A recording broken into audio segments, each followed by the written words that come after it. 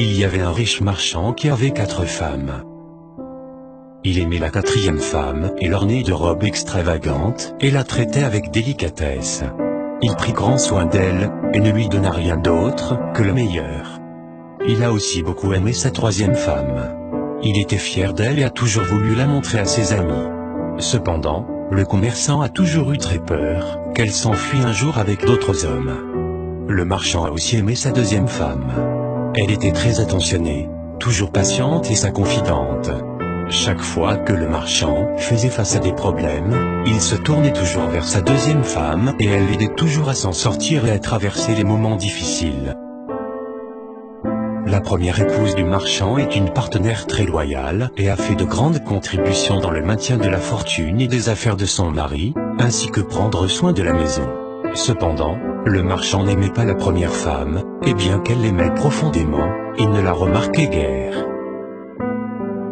La fin arriva. Un jour, le marchand est tombé malade. Peu de temps après, il savait qu'il allait bientôt mourir. Il pensa à sa vie luxueuse et se dit: maintenant j'ai 4 femmes avec moi. Mais quand je mourrai, je serai seul.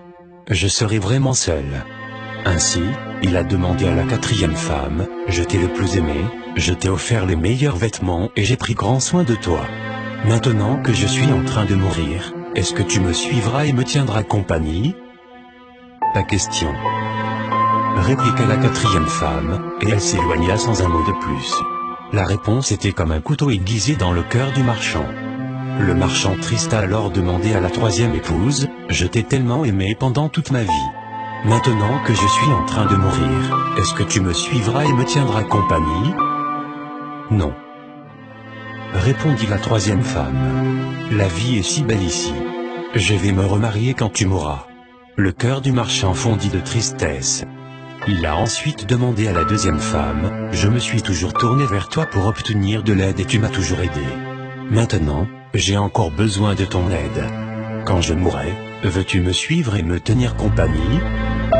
Je suis désolé, je ne peux pas t'aider cette fois, répliqua la 2e femme. Tout au plus, je ne peux que t'envoyer dans ta tombe. La réponse tomba comme un coup de tonnerre et le marchand fut dévasté. Puis une voix criait: je pars avec toi. Je te suivrai peu importe où tu iras. Le marchand leva les yeux, et il y avait sa première femme. Elle était si maigre, presque comme si elle souffrait de malnutrition.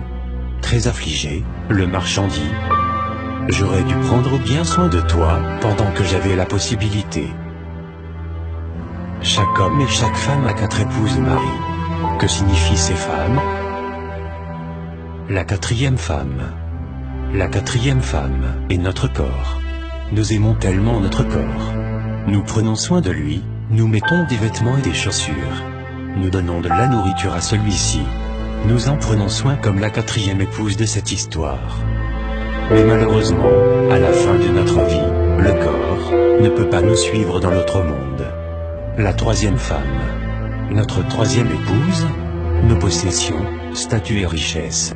Quand nous mourrons, ils vont tous aux autres. La seconde femme. La 2e épouse est notre famille et nos amis. Peu importe à quel point ils étaient là pour nous quand nous sommes en vie, le plus loin qu'ils puissent rester près de nous est jusqu'à notre tombe. La première femme. La première épouse est en fait notre âme, souvent négligée dans notre quête de la matière, de la richesse et du plaisir sensuel.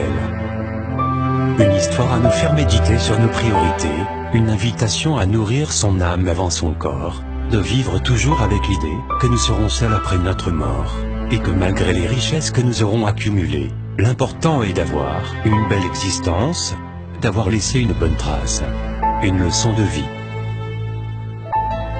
Merci de liker cette vidéo. Merci de partager cette information autour de vous.